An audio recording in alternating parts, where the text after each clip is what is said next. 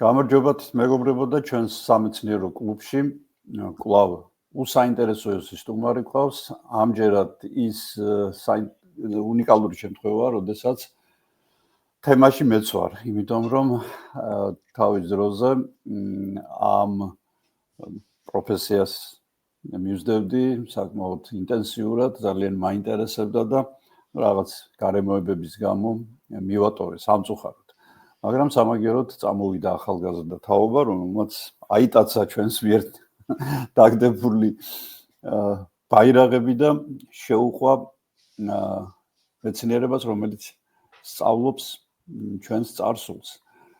გიორგი ბიძინაშვილი ყავს დღეს სტუმრად, ადამიანი, რომელმაც ბოლო რამდენიმე კვირაში გაითქვა სახელი, მანამდეც ვერ მაიცოდა, მაგრამ ახლა პრესამაც აითვისა, იმიტომ რომ გიორგიმ გააკეთა უნიკალური აღმოჩენა, რომლითაც კიდევ უფრო გააფართოვა ჩვენი ცოდნა ჩვენივე წინაპრების შესახებ და კიდევ ერთხელ საქართველოს წარმოაჩინა პირველი ჰომოების, ანუ ადამიანების გვარის ერთ-ერთ ცენტრალურ გავრცელების ადგილად.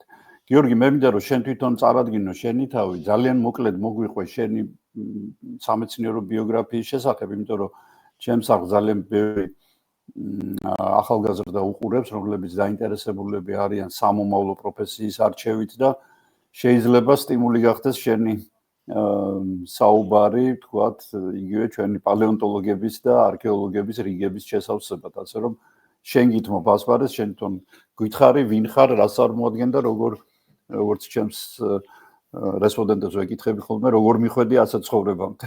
ხო, მოგესალმებით. გამარჯობა, მოკლედ, ძალიან კარგი წარდგენა იყო, მადლობა. ახლა რამოდენიმე სიტყვით გეტყვით, მოკლედ მე ვარ არქეოლოგი, თუმცა არქეოლოგად არ დაუბადებულ ვარ. ვიყავი რაგბისტი, რაგბს თამაშობდი წლები. საქართველოს ახალგაზრდულ ნაკრებშიც ვითამაშე.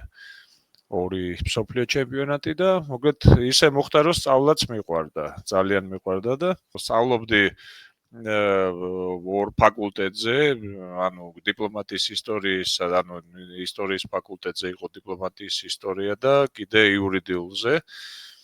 და მოკლედ რომ დავამთავრე ბაკალავრიატი თბილისის სახელმწიფო უნივერსიტეტში, იყო ესეთი ისა, რომ წითელი წარჩინების დიპლომზე დავამთავრე და გადავწყვიტე, რომ ეხლა მაგისტრატურა გამეგრძელებინა, რომ მივედი მეკუთვნის თქო ეს მაგისტრატურა უფასო, მითხეს რომ არაო, არ გეკუთვნისო, მოკლედ ადგილები აღარ იყო ეს ის შავბნელი წლები იყო 2002 წელი იყო, თუ არ ვცდები და არ ვიცი, ეს ადგილი მოკლედ აღარ იყო.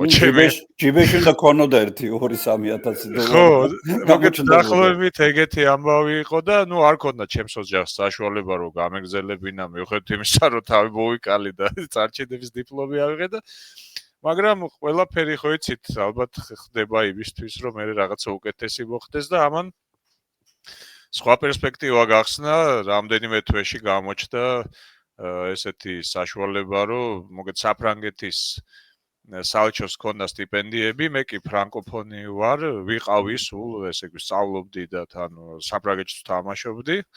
და ეს პლუსად აღმომაჩნდა ეს და პლუს ეხა ისტორიაც რო დავამთავრე, საფრანგეთის საელჩო მომცა სტიპენდია. რომ ესწავლა, ესე საფრანგეთის საგარეო საქმეთა სამინისტროდან მომცა სტიპენდია საფრანგეთის, რომ ესწავლა მაგისტრატურაში და ამომერჩია რამე უნივერსიტეტი. შევარჩიე პარიზის პალეონტოლოგიის ინსტიტუტი და წავედი, ესე იგი, სასწავლებლად. აქვე უნდა ვთქვათ, რომ ეხლა მე ჩემი გამოცდილებიდან ვიცი, მეც მქონდა ამ ინსტიტუტთან ურთიერთობა, რომ საფრანგეთს აქვს უძლიერესი პალეონტოლოგიური და კერძოდ ადამიანების შემსავლელი სკოლა, რომელიც მსოფლიოში გამწვავია, ასე რომ პირდაპირ სამოთხეში მოხვედრილ ხარ, შურს შენი ნამდვილად. ნამდვილად, მეც აი მოკლედ რო ავეყვანეთ მაგისტრატურაში, ესე იგი ალბათ ეს პერსპექტივა არ გაჩნდებოდა, მაგრამ აი ხდება ხოლმე მოკლედ რაღაცეები და გავიმგზავრე და თან გამიმართლა იქ რაგბისაც თამაშობდი, იქვე კლუბი იყო და ეს გუნდი საფრანგეთის ჩემპიონი გავხადე, რაღაც ქვედა დივიზიონის გუნდი იყო, მეტი რა მინდოდა, სწავლაც იყო და რაგბიც იყო ამ ჩემ ცხოვრებაში. და დიდი, ესე იგი, აღტკინებით ჩამოვედი მე უკვე ამ დიპლომით საქართველოში, რომ ჩემ დედას სამშობლოში რაღაცებს გავაკეთებ, გადავატრიალებ, გამოვიყენებ ამ ჩემ ცოდნას და ჩამოვედი და მაგ დროს საერთოდ ხელფასები ძალიან დაბალი იყო, ეროვნულ ჯანაშიას მუზეუმში მოვედი, იმ დროს ჯერ ჯანაშია იყო და 100 ლარი ხელფასი, როცა იქ ევროპაში აბსოლუტურად არ ვიცი, ბევრჯერ 20 ჯერ მეტი თუ 30 ჯერ მეტი იყო მაშინ და მიუხედავად ამისა არ დამიყრია ფარხმალი, გავაგზელე მუშაობა, მე გაგვიმართლა ჩვენ რომ მე დმანისის გუნდში, დმანისში გავიზარდე, ანუ დმას მე ძალიან დიდი ხანი დმანისში ვმუშაობდი და დმანისში ძალიან ცნობილი მეცნიერი ჩამოდიოდა სამუშაოდ და ჩვენ მეტი რა გზა ქონა ახალგაზრდებს სწურბელებივით. სისხლს წოვდით, იყო ესეთი ოფერ ბარიოზეფი, არაჩვეულებრივი რაღაც. ყველა დიდი ადამიანი, ტიმ უაიტი, ვინც კი სახელი არის და სამაგიდო წიგნებზე არის ამ არქეოლოგიის და პალეონთროპოლოგიის, ყველა იქ ჩამოდიოდა და ჩვენ ეს საშუალება არ დაგვიკარგავს გამოვიყენეთ. მე იყო პერიოდი, რომ მადრიდის უნივერსიტეტში სტაჟირებებს გავდიოდი და თან მუშაობდი. მაინც მე ავარჩიე სპეციფიკური ესეთი არქეოლოგიის ერთ-ერთი ნაწილი, რაც ძალიან მიყვარდა, ეს იყო ექსპერიმენტული არქეოლოგია. მოკლედ ვიტყვი, რომ ეს არის ექსპერიმენტების მეთოდებით, რომ აღადგინო რეალური ეს მაგალითად ჩვენ შემთხვევაში როგორ კეთდებოდა ქვის იარაღები, შენ თვითონ რო დაამზადო ეს იარაღები, შეადარო უკვე არსებულს და ამით დასკვნა გამოიტანო, როგორ ამზადებდნენ ტექნიკურად ეს ადამიანები, როგორი უნარჩვევები ჰქონდათ მის დასამზადებლად, მე ღრმად თუ ჩაეძიები, საერთოდ შეიძლება განისაზღვროს ტვინის რომელი ნახევარსფერო იძაბება ამ დროს და ეს ნეირონები პირიქით როგორ იზრდება, როგორ მოქმედებს ადამიანის კოგნიტიურ განვითარებაზე, ტექნოლოგიური განვითარება, რაც რეალურად არის დამოკიდებული, ეს ორივე ერთმანეთზე არის დამოკიდებული. მოგეთ აი ამან გამიტაცა პლუს ტრასეოლოგიამ ძალიან მიყვარდა, ეს არის უკვე მიკროსკოპული შესწავლა ქვის იარაღების ზედაპირისა, რაც რეალურად საფრანგეთში დავიწყე, თუმცა მე სხვაგანაც გაგრძელდა და მოგეთ იმის თქმა მინდოდა, რომ I'm დმანიში მუშაობამ და საშუალება მომცა რომ იტალიაშიც მემუშაო, საფრანგეთშიც, ესპანეთშიც და მე ბოლოს ახლო აღმოსავლეთში არქეოლოგიურ გათხრებზეც 5 წელი ვიმუშავე და დამიკროდა ლევანტის ქვეყნებში ალბათ, ხო? დიახ, უფრო ქუვეითში, ანუ კონკრეტულად ერთ ქვეყანაში ქუვეითში 2 მისია იყო ჩვენი და ამ შემთხვევაში უკვე ბრინჯაოს ხანა იყო.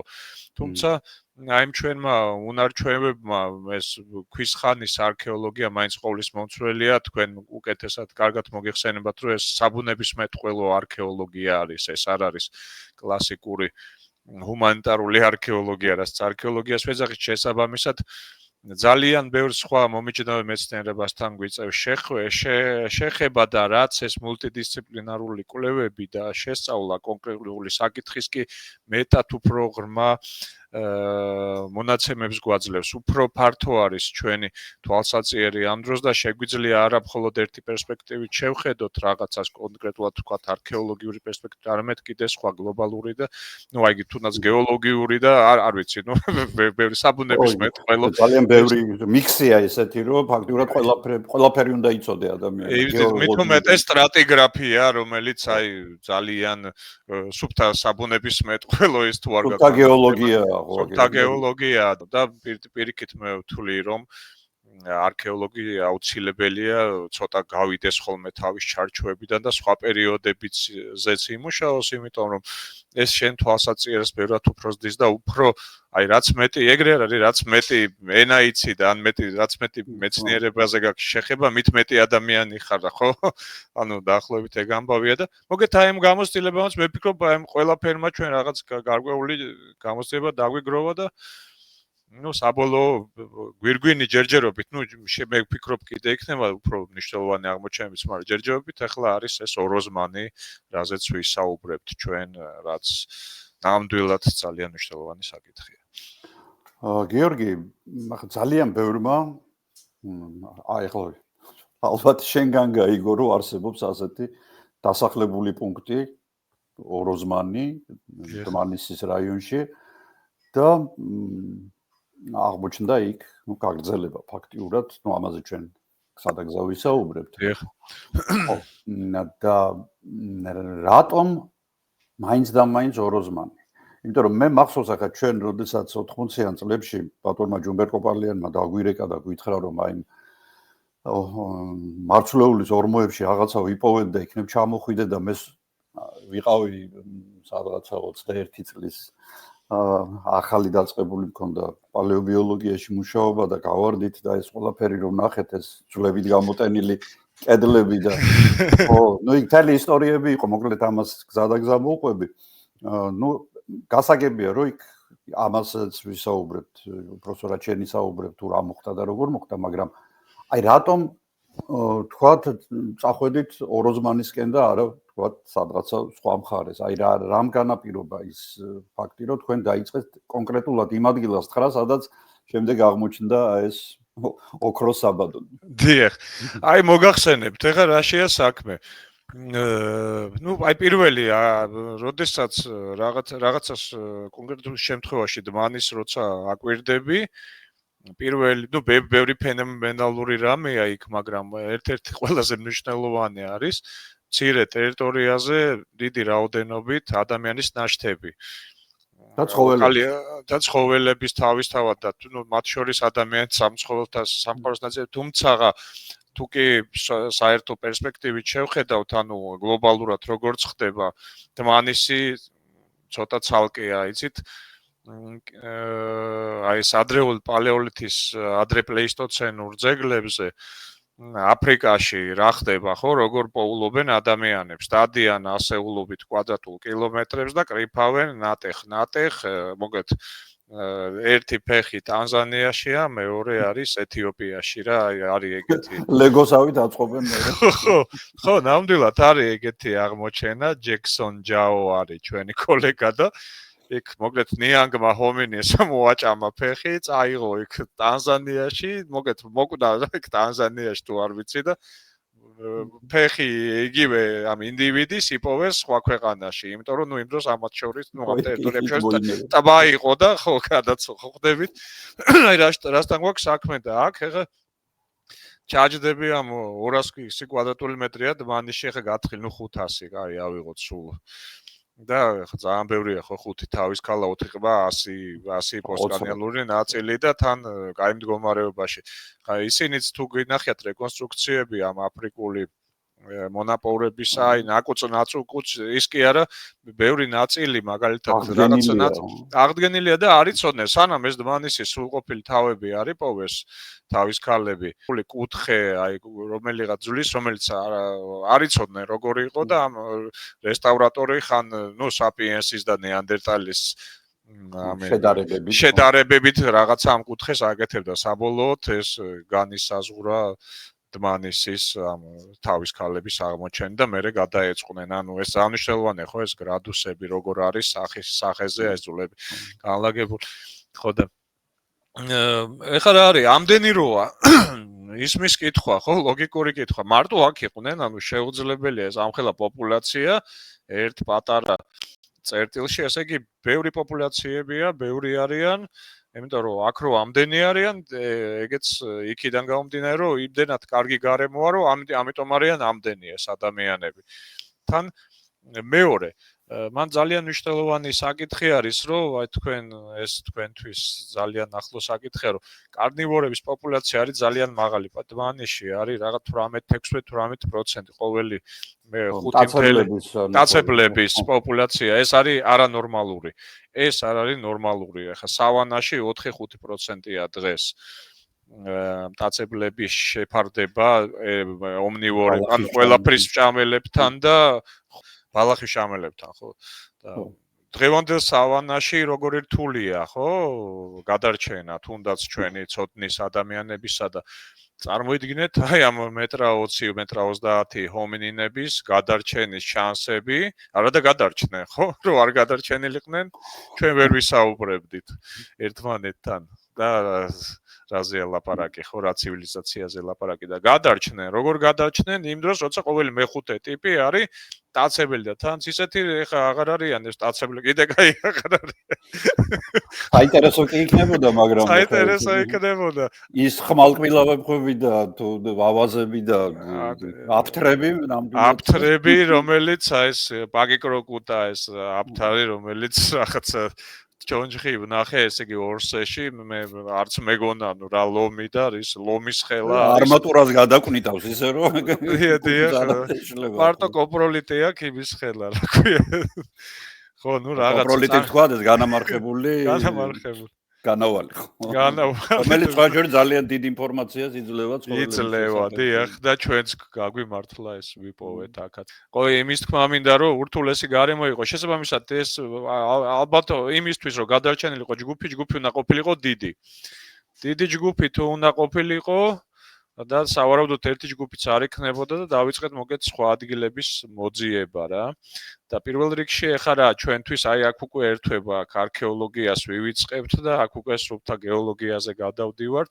გეოლოგიური რუკები, ჩანაწერები, შოთა ადამია, ასე შემდეგ, მაისურაძე, გივი და ვინც კი მუშაობდა იმ დროს მათი ჩანაწერები ვნახეთ. მით უმეტეს თქვენ კარგად მოგეხსენებათ ზემო ოროზმანში 50-იან წლებში, ანუ საერთოდ ეს ოროზმანის ლოკაციის აღმოჩენა არის ორი სოფელი, ქვემო ოროზმანი და ზემო ოროზმანი არის დასავლეთით დმანისიდან, ზევით პლატოზე 1225 მეტრზეა დაახლოებით ეს ჩვენი ძეგლი, დმანისი 950 მეტრზე არის. ხო, საკმაოდ 300 მეტრით მაღლა არის, თუმცა არის ხეობა იგივე და ხეობა კიდე არის ეს მაშავერას ხეობა.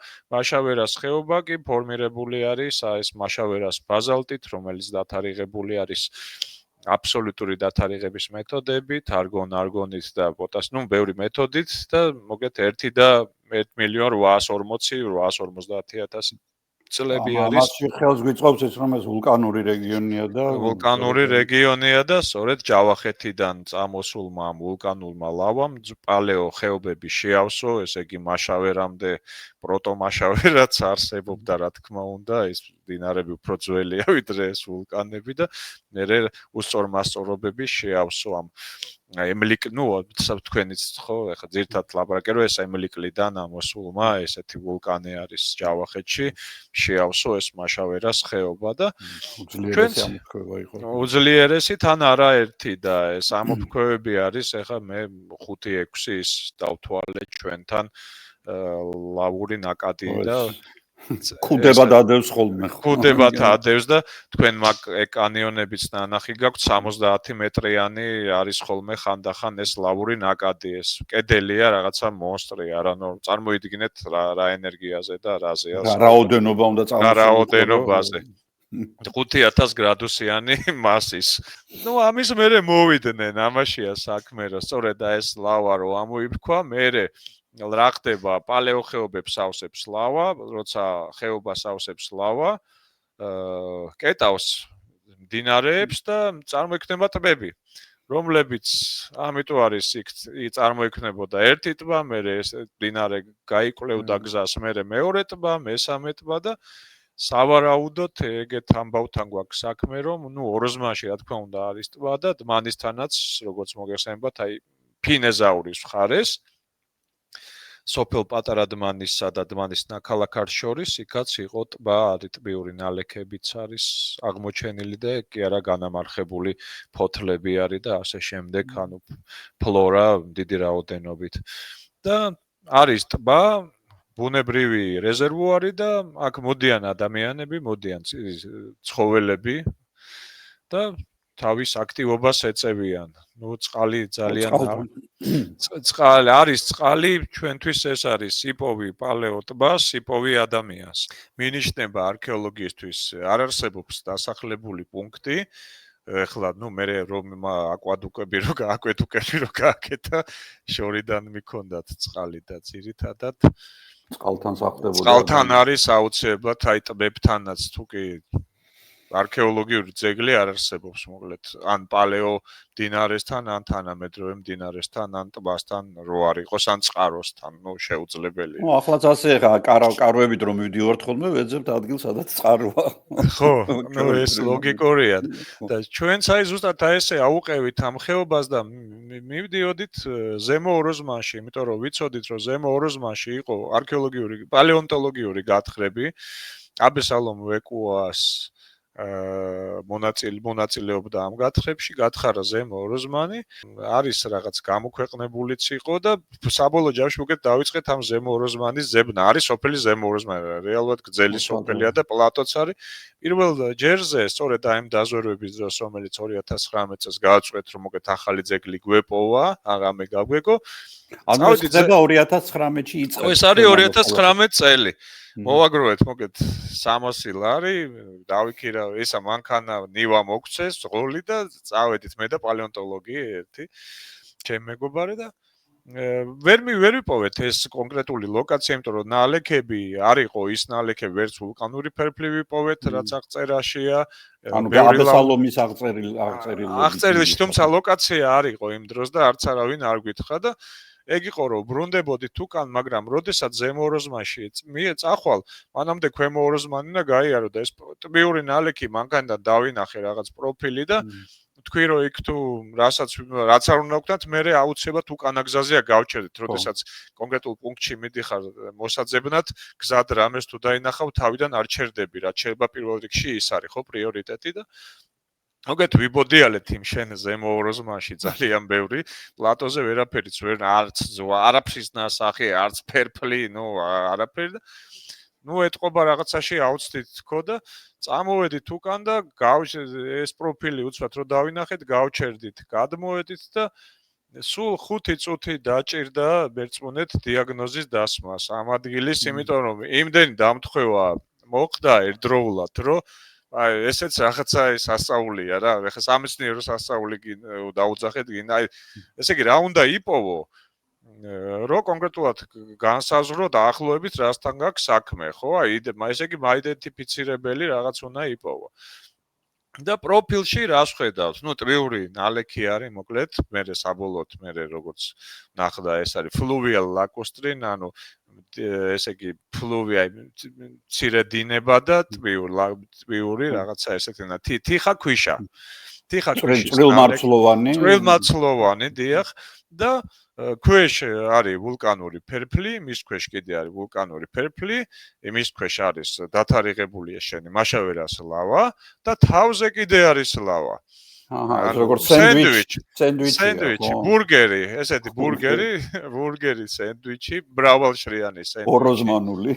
ოროზმანული სენდვიჩი და ზუსტად ესე იგი, ძულებია პროფილში ფაქტია და გაკვირვებულები ვართ, კაცო, როგორ არავინ არ გზის პირზე, ანუ რაღაცა ანუ ეს ჭრილი გზის გაკეთებისას გაკეთდა, ეს ჭრილი მე რომ მოbrundit და ყველაფერი ვნახეთ, ესე იგი შოთა ადამიანს აქ აღწერილი ნახუცრიშვილი ადამია არის 58 წელი, ესეთი გამოქვეყნებული და ძვლები არაფერი არ აქვს აღწერილი, თუმცა უწერია რომ არის ტბიური ნალექი, დოლერიტები, ბაზალტები, აი ესე რომ გზა გაყავდათო ოროზმანისკენ და მე დაუძახეს და ამან აღწერა რომ აი ესეთი გეოლოგიური ლოკაციაა ესეთი ნალექებით.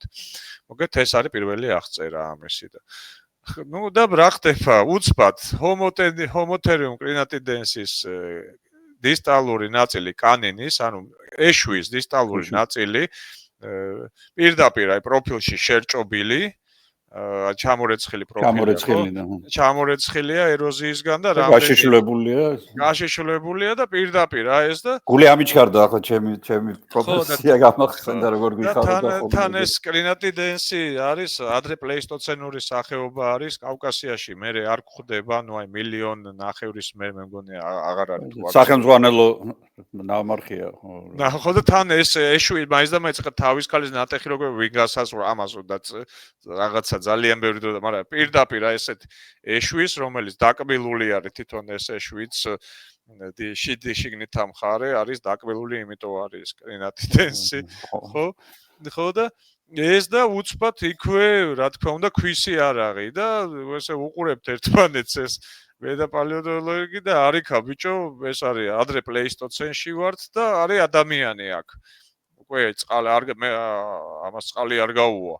და ნუ კიდე სხვა ცხოველთა ნაშთები, რა თქმა უნდა, ჩანს ეს ბევრი ბოვიდები, ეს მცოხნელების სხვადასხვა ნაწილები, ლულოვანი ძვლები, კბილები, ცხენების და ჩამოყრილი. ანუ დაახლოებით იგივე რაც ხდებოდა დმანიში, რა ჩვენ რო ჩავედით, დაახლოებით ეგეთი რამე დახვდა ხო ეს კედელი, რომელშიც არის ესე ფრაგმენტებად აქ სირაქლემას რაღაც ბარძაყი ძვლის ნაჭერი ჩანს, იქედან რაღაცა ჩანს. კი, ზუსტად. ხო, ნუ რაღაც აუცრება იყო, ჩავედით რაღაც მეთქი რა არის.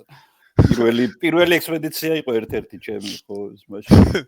ხო და აი ზუსტად ნუ ჩვენც ესეთი შეგზნება გოგდა, უკვე ვეღარ მოვდივართ თბილისში ბრუნდებით, ავაწეული, გაგაყეჩებულები რო რა ვიპოვეთ, ხა თან ბოლო დღე იყო, იცით ფინანსებიც უკვე გვეწურებდა და ეს ბოლო გასვლა იყო მოროზმანში და რომ ვერაფერი ვერ ვიპოვე იმ ზემო მოროზმანში და უცბად ეს ვიპოვეთ, ნუ რა თქმა უნდა უკვე შევყონდით მანდ როგორ დაგეძინა იმ ღამეს ან სანამ ხვედი იქამდე არა ეგ არის გიჟიმით უკვე იმდეს ლაპარაკობდი მე ვიცოდი უკვე რაც იყო მივხვდი რომ რაღაცა ძალიან დიდი იყო და ისიც მივხვდა ეს ჩემი კოლეგას და ნუ მე რო ჩამოვედით თქვენო სად იყავითო ნუ მე კითხეს ამ კოლეგებს რო ვესაუბრეთ და ამა და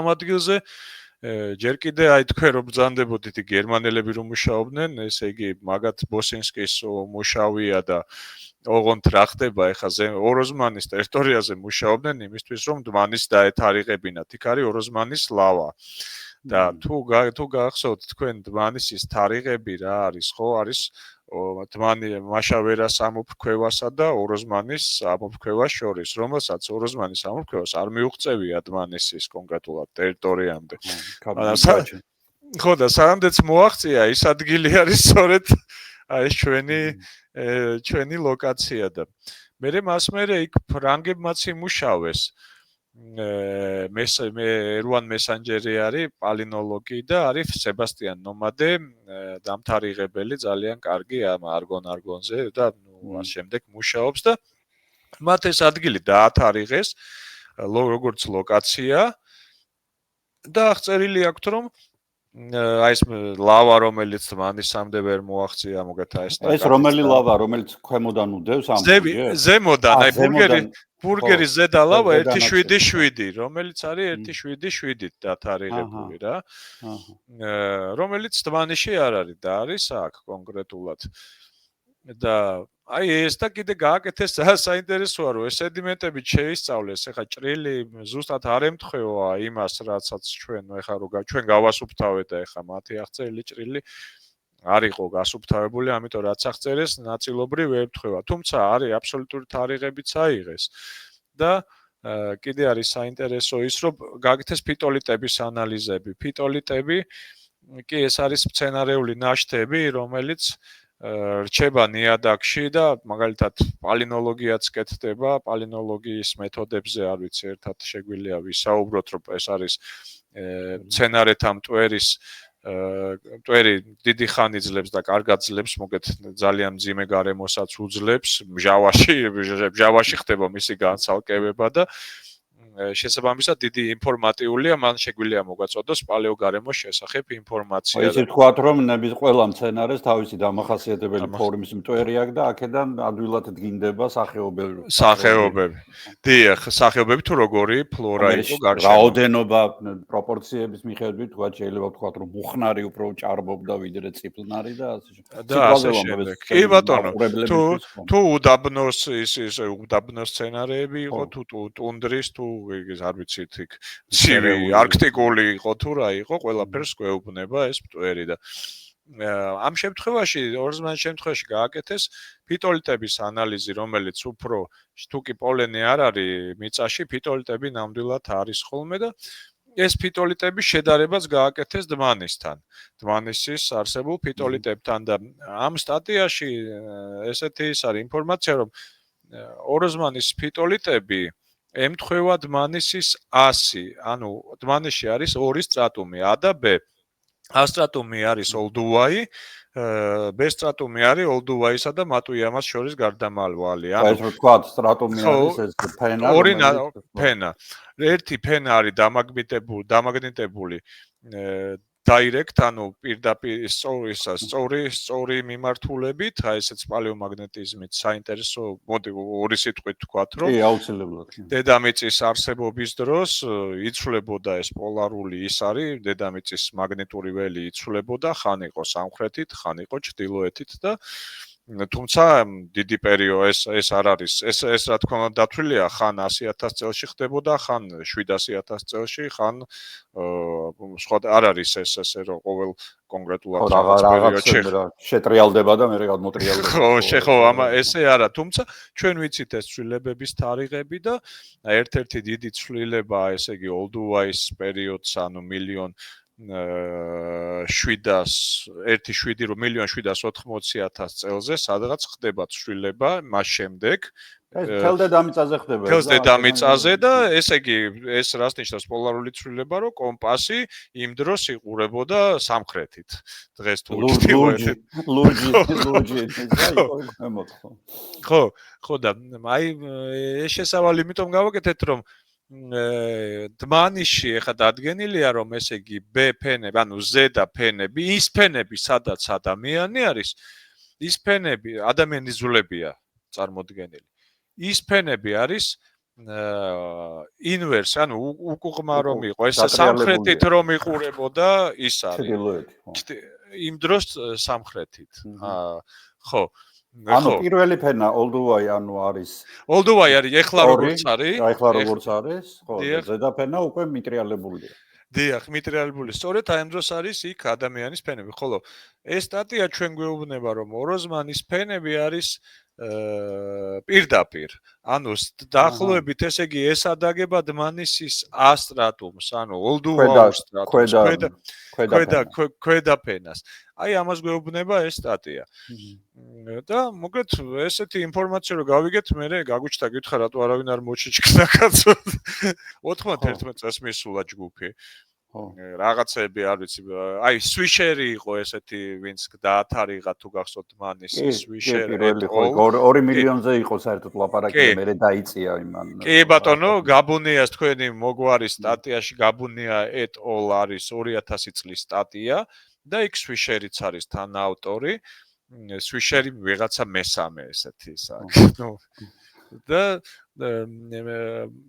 მასაც აქვს ეს ოროზმანის თარიღი ნახსენები აი ვულკანების გამო ესე იგი იყო იქ მერე იყო როგორც მოგახსენეთ ეს ნომადეს ჯგუფი და მესენჯერი ეს ფრანგები რომელმაც გააკეთეს თარიღები აბსოლუტური თარიღები და პალი და ეს ფიტოლიტები პალინოლოგიის ნაწილია ეგეც და მერე კიდე რით ფერინგი აი ვით დმანისის გეოლოგი არის მაგან რაღაცა ჭრილი ოღონდ დინარის კალაპოტთან რაღაც ჭრილს აკეთებდა ხელით და ნუ დიდი ვერაფერი ვერ ნახეოდა როგორც ამბობს და ის წასულა და მას მერე აი ეს მე მოგეთ ეს ადგილი რაღაცა უროზმანი ჩვენ ვიცოდით დაახლოებით რომ რაღაცა პალეონ ის იყო მაგრამ კონკრეტულად რაღაცა მოძრაობები რო ხდებოდა რაღაცა რო ხდებოდა მოგეთ რომ დაუბრუნდით და რო თქვით რომ ეს უნდა გაითხაროს ეს იყო 2019 წელს იმ წუთასვე კიდე მოახერხეთ პატარა მობილიზება და საცდელი ჭრილი გეოლოგიური ჭრილი მეტრიანი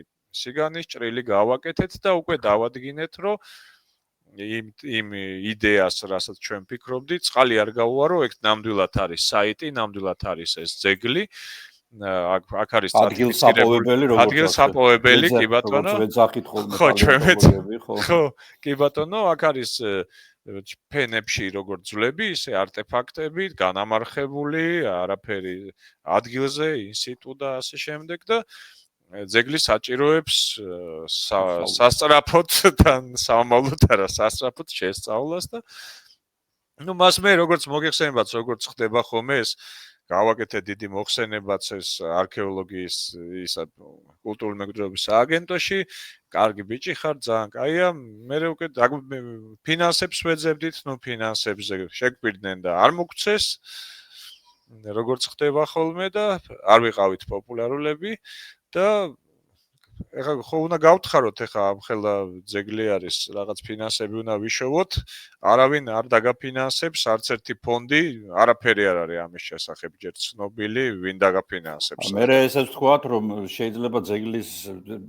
შეიძლება რაღაცა დაიკარგოს ამ პერიოდში იმიტომ რომ წვიმები რა თქმა უნდა ამინდის გამო ხო გამორეცხვა მიმდინარეობს აქტიურად და შეიძლება ისეთი აი ხელა პატარა რაღაცა გაყვეს იმ წყალს რომ აი ადამიანის კბილი რომელიც არის ნამდვილად სანტიმეტრ ნახევარი და აი ეს მომავალი ეხანდელი ყბაც დაახლოებით ესეა გადარჩენილი რო არ მოგატყვილოთ რაც ვიპოვეთ ყოველ შემთხვევაში არ შეიძლება ამ დროს გაჩერება როცა ასეთ მნიშვნელოვანი საკითხია ეროზია ეს საშინელი რაღაცა ფიტავს ყველაფერს და ის კბილი ის ჰომოთერიუმის კბილიც იმიტომ ჩანდა რომ ეროზიის თორე სადღაც ის სიღრმეში ძალიან საინტერესო იყო ყაზახეთშიც და მონღოლეთშიც როცა მუშაობდით მე ჩემი პროფესია არ იყო ეს დრო ჩემი იყო აი დინოზავრების ამოწყობიდან უკვე პირველი ზუზუმწოვრების დრო იყო და იქაც აი ძლიერი წვიმა რო გადაივლიდა ხოლმე აქ თიხნარუდობნო იყო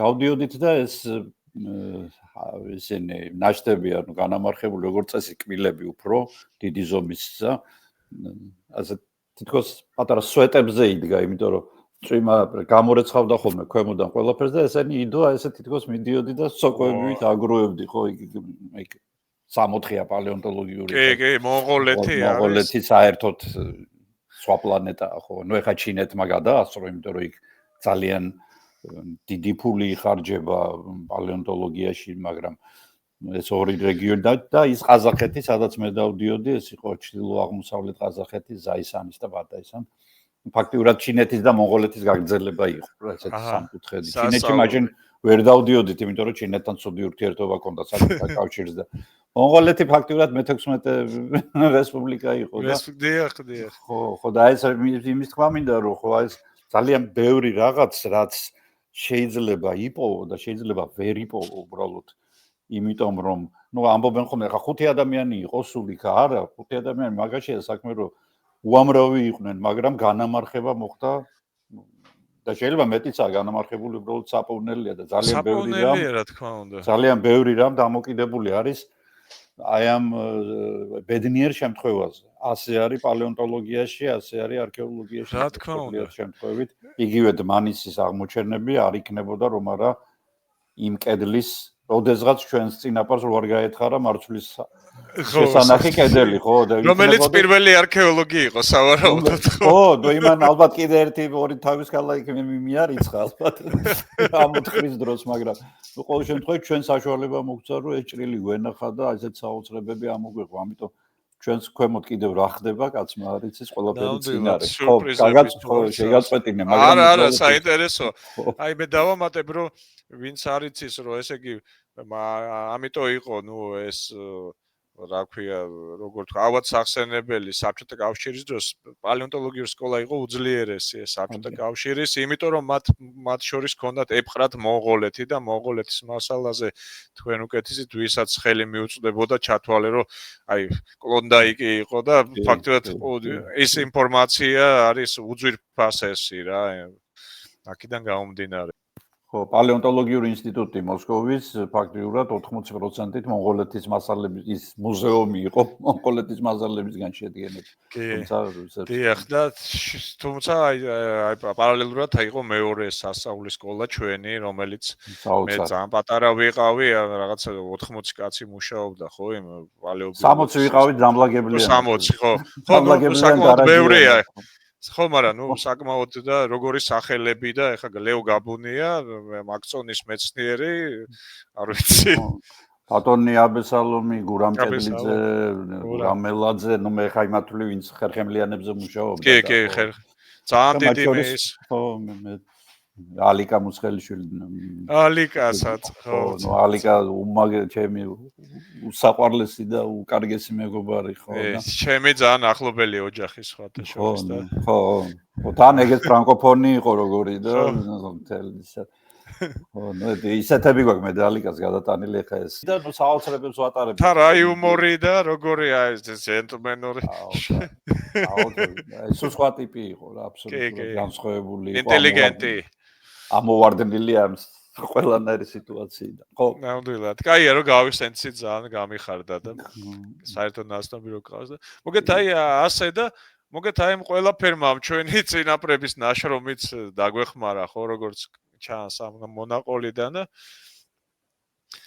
ნუ რა ვქენით ახლა საბოლოო ჯამში ისე მოხდა რომ 21 წელს ჩავატარეთ პირველი გათხრები ისიც ფინანსები მოვიძიეთ. ნუ 2 წელი ფაქტიურად იჯექი ეკლებზე ხო რომ ვიჯექით ეკლებზე ხო და თან კოვიდიც იყო და თან ახლა დაფინანსება რო არა აი როგორ უნდა დაიწყო მარტო დიდი ფული უნდა და ამ ნაყარი ფენის მოშორება რაღაც დიდი მასა იყო ეს სამშენებლოზე დაყრილი და ну, ყოველ შემთხვევაში 21 წელს ეს განვახორციელე და 21 წელსვე უკვე პოპულარული გახდა ეს ადგილი, იმიტომ რომ სტატია არსებობდა რომ თარიღების შესახებ, თან უკვე ფაქტობრივად 2 სვიშერის და მეორე ეს 2010 წლის და უცბად აქ ქვისი არაღებს პოულობდა განამარხებულ ფაუნას, რომლის იდენტიფიცირებაც ძნელი არ არის, იმიტომ რომ დმანისის ფაუნა არის ფაქტიურად თანაც ეხა ჩვენთან რა ხდება, რითი არის ფენომენალური ეს საიტი, რომ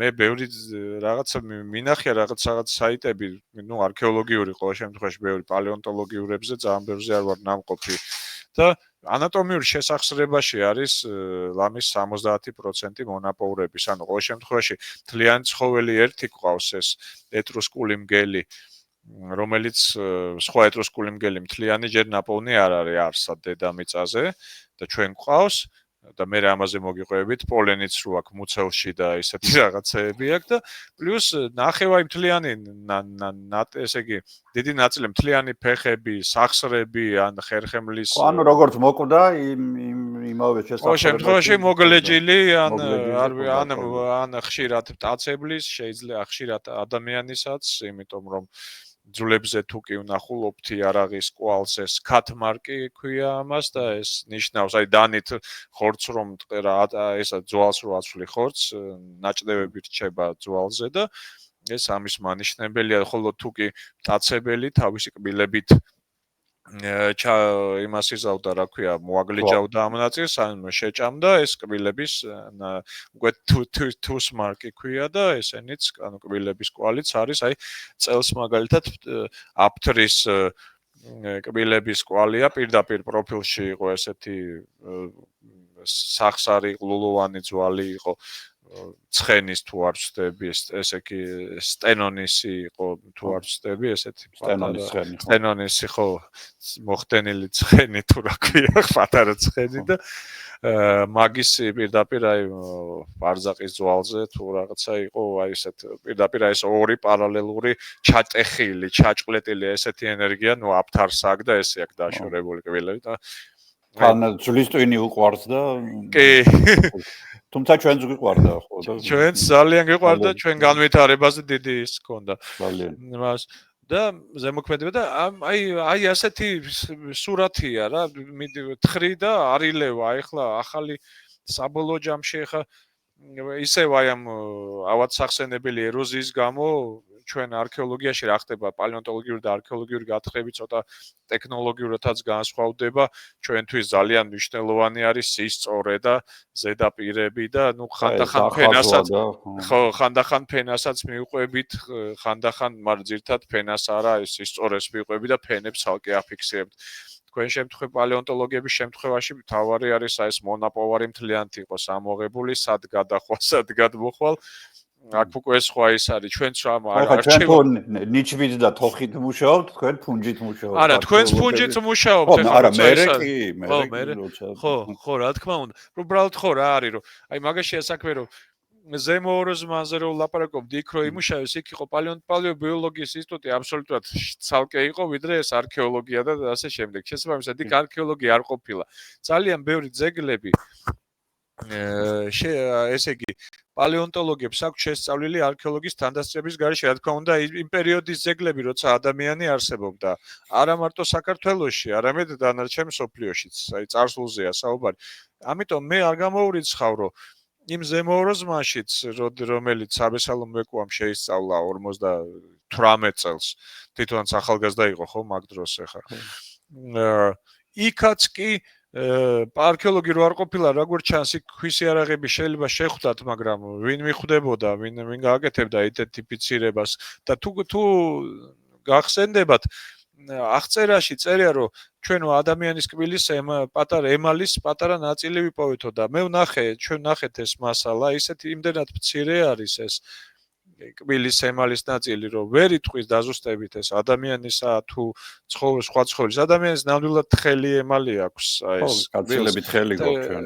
ხო, გაცილებით თხელი გვაქვს, თუმცა ისეთი, აი წარმოიდგინეთ მეოთხედისაც არის ისეთი ნაწილი, არავინ ვერანაირ იდენტიფიცირებას ვერ მოახდენს. ანუ არც თქვათ მიკროსკოპულად რომ ფაქტურად ადგინდეს. აი არ გამოდის, არ გამოდის. შეიძლება ნახოთ, შეიძლება იცით ისე ვითარდება ისა რომ შეიძლება აი ეხა MRT-ში ეგ არ არის ნანახი, თქვა თუ ან დიდი რაღაც სპეციალურ მიკროსკოპში, ელექტრონულში იქნებ ნახოთ და არ არის გამორიცხული, თუმცა ეს იგივე ხაზი არის, ეს ზემო ოროზმანი, ქვემო ოროზმანი, ყოველ შემთხვევაში მე საბოლოოდ ვიპოვეთ ადგილი, თუმცა ძვლები იქ აღარ არის, როგორც ჩანს იქ ჯიბეებია, ანუ დაგროვებები არის ძვლების და ყოველ შემთხვევაში ლინზები და ეს როგორც ჩანს გამოსუფთავ და მე იქ რაღაცა პატარა მშენებლობები, რაღაცა იყო მიწის გადაადგილება, გადმოადგილება, აი ადგილობრივების მხრიდან, თუმცა არის იქაც ფერფლი, არის ორი ლავა, ზედა ქვედა და ძალიან პერსპექტიულია. მე იმის თქმა მინდოდა, რომ რეალურად ეს ოროზმანი, ქვემო ოროზმანი, სადაც ჩვენ მუშაობთ, ეს ნამდვილად აშკარად დიდია, უბრალოდ ჩვენ 20 კვადრატულ მეტრს ვთხრით, რაც შეგვიძლია იმას ვთხრით, რაც გვაქვს გადახურული. დადგაჟა მიცხენის ამოღების. Almost ready, a few more nudges, a few more adjustments and That's it. Yeah. The bucket here, remember? How much more do we know? Okay. Jury. Yeah, from this side. From both sides.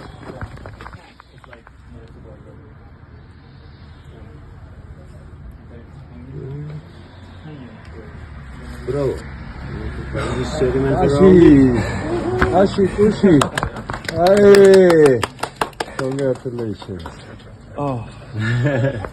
და თუმცა პერსპექტივაში ეს ძალიან დიდი ჩანს, მაგრამ ამის გარდა არ უნდა დაგვავიწყდეს, რომ კიდე არის ზემო ოროზმანი 2 კილომეტრში, ესე იგი ქვემო ოროზმანი და ზემო ოროზმანი.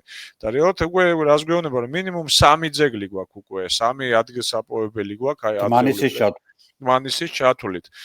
ეს უკვე ბევრ რაღაცაზე მეტყველებს. რომ ჩათვალეს ეს მაშავერას ხეობა არის უკვე ახალი ოლდუაის ხეობა. აი უნდა მეთქვა ხო. ანუ ახალი ადამიანის კაცობრიობის აკვანი, ესე გამოდის ევრაზიელების ყოველ შემთხვევაში, იმიტომ რომ კი რაღაცებს ლაპარაკ, ახლა ყველაფერს უნდა მივაქციოთ ყურადღება, ბევრ პუბლიკაციას, ახლა ჩინეთში გამოვიდა, რომ 2 მილიონი წლის ქვის იარაღები ვიპოვეთო, თუმცა იქ არც ერთი ძვალი, არც ადამიანის, არც ცხოველის, არაფერი, უბრალოდ რაღაც ქვის იარაღებია კონკრეტულ ფენაში ნაპოვნი. და აქვთ ეს იძახიან, რომ აი ადამიანის არქეოლოგიის ძეგლია, არქეოლოგიის აშელური პერიოდი. არა, ეს აი ჩვენი პერიოდის, აი ეს ოლდუაური, 2 მილიონი, უფრო ძველი. თუმცა ეხლა ქვის იარაღები ისე წავიდა, რომ შეიძლება ქვის იარაღი პრიმატებიც განვითარებული, სხვა პრიმატებიც აკეთებენ, არ არის ეს მარტო ადამიანის, ანუ აი ეს ბონობოებიც კი რაღაც კაკლების დასამტვრევად და რაღაცეებისთვის, სხვადასხვა ოპერაციებისთვის აკეთებენ და ეს ასე რომ თუ ახლა რუმინეთშია კიდე ერთი. კი ბატონო, 1 და 4, ხო? თუ 1 და იგივე ასაკზე. არა, 1 და 9. 1 და 9-ო. ბოლო ანუ იქაც არ არის ნაპოვნი არაფერი, უბრალოდ ძვლებზე არის ტრასები. ხო, რაღაც ძვლის ისინია. ტრასირება არის, ხო, ეგეც დასადგენია. ესე დასადგენია და აქ ეხა ყველაფერი ხელის გულზე გაქვს და უკვე თან ერთი ხელს უჭირავს და არის ისინი არაფერს ხო. სხვადასხვა ერთი ჩადგმა მინდა გავაკეთო, ძალიან საინტერესო იქნება ალბათ ჩვენი მაყურებლებისთვის აი სწორედ არქეოლოგების და პალეონტოლოგების ზოგჯერ კონფლიქტის მომენტი. როდესაც ჩვენ ამ ყველაფერს ვთხრიდით, უბრალოდ მე უკვე აღარ ვთხრიდი, მე უკვე მონღოლეთში დავდიოდი, მაგრამ ჩვენები როდესაც თხრიდნენ, მაშინ აღმოჩნდა ეს იარაღები. ეს old-wise ტიპის იარაღები, რომლებიც პრინციპში არ გავს იარაღებს, ხო? ისეთ კლასიკური ხა აგერ რომ მიდევს მე. არა, ხო, არ გავს. კლასიკური ქვის იარაღი, რაც აგერ აქ ვიპოვეთ, სხვა შეიძლება ნეანდერტალელური, რომელიც აჩქარად ჩვენ დახედავდა იარაღია, ხო? ხო, ეს არის ქვა, გაჟის, ხო. ხო, და გატეხილი უბრალოდ რაღაცა ვითომ ფორმა მიცემული. დიახ. ხო და მაშინ ისეთი ზალიკო იყო ქიქოძე, ცხონებული, გენიალური, იდეალური ადამიანი, რომელთან ძალიან მეგობრობდი, ჩემზე უფროსი იყო, მაგრამ მაინც და ზალიკოს დაუძახეთ მაშინ, ესეთი კონფერენციასავით მოვაწყვეთ პალეობიოლოგიის ინსტიტუტში და იქ იყო, ანუ ამ ძვლების რაობა, ანუ აი სირაქლემები, ეს დანარჩენი მწოხნელები, მტაცებლები, რაღაცები და პარალელურად აბესალომ ვეკუამ ეს ქვის ლოდები თქვა რომ ესო არისო როგორც ჩანს ჰომინიდების მიერ გაკეთებული და ანუ აქო ადამიანიც უნდა იყოსო. და ამაზე მოხდა დიდი კონფლიქტი ზალიკო ესეთი ფეთქებადი ტიპი იყო თუ გახსოვს რაღაცა როგორც არანაირი ადამიანი არ შეიძლება მანდ იყოსო ნუ მოკლედ იყო დიდი ისა და ნუ გავიდა რაღაცა პერიოდი და დამტკიცდა რომ არის მართლაც ადამიანი და აბესალომი და ზოგადად ჩვენი ინსტიტუტი მართალი აღმოჩნდა ანუ არქეოლოგებმა ნუ ზალიკოს სახით იმ მომენტში ეჭვი არ გამოთქვეს უბრალოდ აი პირდაპირ თქვა რომ არ არსებობს არ არის ქვის იარაღი ამიტომ თუ არ გაქვს თვალი გავარჯიშებული უკვე თუ არიცნობ ძალიან დიდ მასალას იმ პერიოდისას ისე შეიძლება ვთქვათ მაგხნის იარაღს ჩაუვარო ადამიანმა რომ ჩვეულებრივი ქვა მოგეჩვენოს. რა თქმა უნდა, ნამდვილად ამათვის რა იყო არანაირ ესთეტიკაზე არ იყო საუბარი და არანაირ განვითარებულ ტექნოლოგიაზე, უბრალოდ ჭრელი პირი უნდა მიიღოთ, უტილიტარული იყოს, გამოყენებითი ხო? გამოყენებითი და ამასაც ის ნეანდერტალელები რო გაამზადებდნენ და რო დაქონდათ და გადალესავდნენ და მოდიფიცირებას რო უკეთებდნენ, ასე არ იყო. გატეხავდა მჭრელ პირს, ან იპოვიდა პირდაპირ ბუნებაში გვხვდება ჩვენ ბუნებრივად გატეხილი გეოფაქტები, როგორცაც ვეძახით, რომელიც ხშირად ზოგს არტეფაქტებში ეშლება.